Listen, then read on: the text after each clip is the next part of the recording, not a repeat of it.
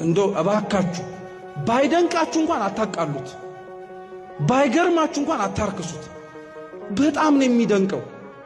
በሰማይ ላይ አውጥቶ ትወልጅኛለሽ ብሎ ሹክ ብሎ መናገር የሚችለው ክርስቶስ መልአኩን ልኮ መሬት ላይ ያወረደው ለምን ይመስላችኋል? በሰማይ ላይ ሁሉን ጣጣቆ ጨርሶ ማውረድ ይችል ነበር። እናቱን ሰማይ ድረስ ያላወጣት መሬት ላይ የምትመላለስ ተአምር እንዳለች ልብ እንድንል። በእጆቹ የነካው እንጨት ሕይወት ከሰጠ፣ የተሰቀለበት መስቀል ሕይወት ከሰጠ፣ እሷ ሕይወት ላትሰጥ ነው? እሷ ታሪክ ላትቀይር ነው? እሷ ሕይወት ላታስተካክል ነው? አረ በትንሹ አትገምቷት። እሷ መንግሥተ ሰማያት ታስገባለች። ስሟ እኮ መርህ ለመንግሥተ ሰማያት እኮ ነው።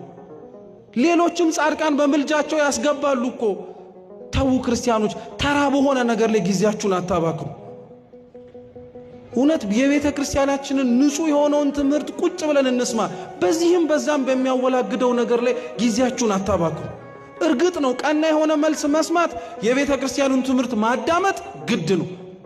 በሰማችሁት ወሬ ሁሉ ባደመጥነው ውርጅብኝ ሁሉ ግን አትረበሹ። እንዴ ስለሷ ተአምር ለማወቅና እሷ እናንተን በምልጃዋ እንዳዳናችሁ እኮ ለማወቅ ተአምረ ማርያም ተገልጦ እኮ መነበብ አይጠበቅበትም። እናንተ ራሳችሁ እኮ ያልተገለጣችሁና ያልተነበባችሁ የሷ ተአምር የተጻፈባችሁ ገጾች ናቸው።